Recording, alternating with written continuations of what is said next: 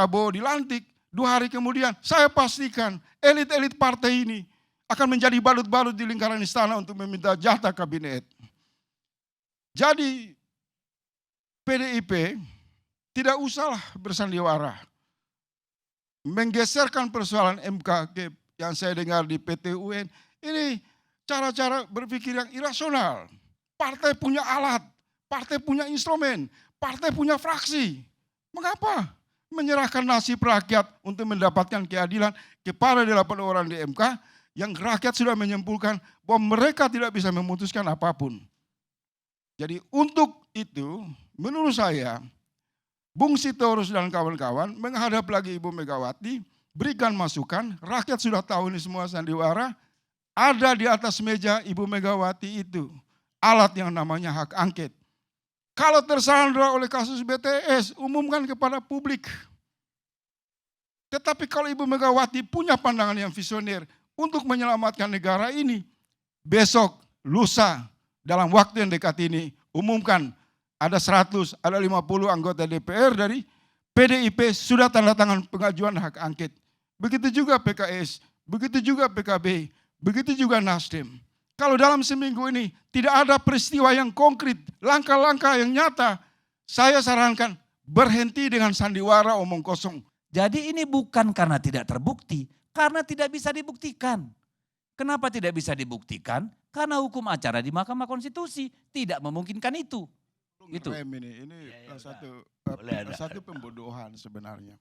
Dalam kapasitas sebagai politisi perwakilan partai, gaya Deddy Sitorus ini curhat yang tidak mewakili rasa tanggung jawab dalam posisi kelembagaan. Publik di luar sana, masyarakat awam melihat banyak sarana tersedia untuk mengungkap kejahatan. Dan Anda berkali-kali di sana kan mengatakan ada intervensi kekuasaan. Kalau bicara soal trias politik harus dikonfirmasi posisi Anda di DPR bagaimana? Ada kasus skandal Senturi, masuk hak angket. Hari ini rakyat tidak mau dibodohi. Ketiga politisi yang mendapat upah dari rakyat curhat di ruang publik. Gunakan sarana dong. Anda dipilih punya mandat. Di awal PDIP itu memberi harapan palsu bahwa hak angket adalah jalan terbaik untuk mengungkap semua kecurangan ini. Tapi kemudian memperlunak perbudakan politik karena disandra oleh masalah kasus-kasus dan kemudian bermain di teras MK. Dan lebih jauh kurang ajar para ketua-ketua umum partai dan elit partai duduk menyantap makanan enak di atas meja daging-daging empuk membiarkan rakyat turun ke MK untuk berdemo meminta keadilan. Sebentar, tadi saya itu sebentar. Jadi kalau menurut saya, pola Deddy Sitorus ini kebangkrutan politisi Senayan. Anda tidak usah curhat di tempat ini. Besok itu Anda kumpulkan teman-teman Anda di DPR, gulirkan hak angket, umumkan berapa orang dari PDIP. Itu pertanyaan awal saya tadi. Rakyat ingin bernegara dalam arena konstitusi. Bukan dalam retorika kosong, diamnya Ibu Megawati, sandiwaranya Surya Paloh, main-main topeng keagamaan oleh PKS, main lincah lompat kotak kata seperti PKB. PKS yang mana? Semua sampai hari ini yang tidak ada satu anggota PKS yang mana satu? Mengajukan daftar nama hak angket. Oh ada. Siapa? Diumumkan.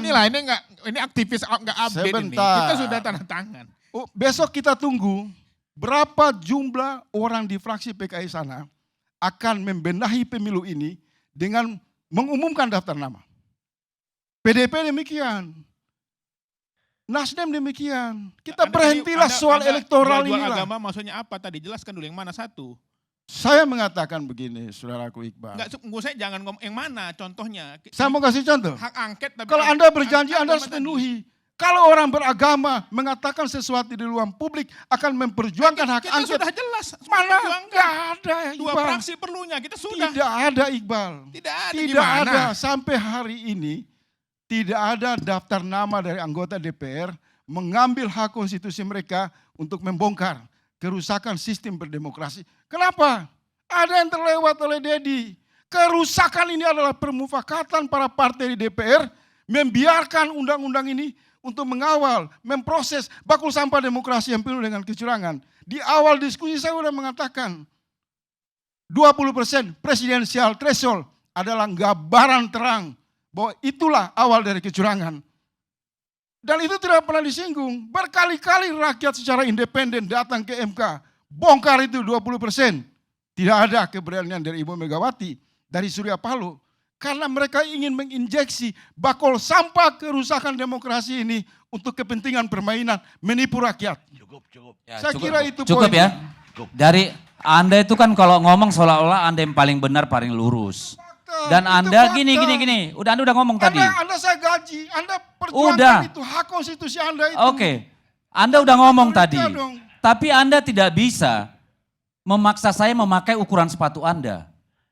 Anda Rakyat pun menggaji dengar dulu dong. DPR, Anda udah ngomong DPR tadi. bekerja mewakili suara rakyat. Jangan curhat di ruang publik.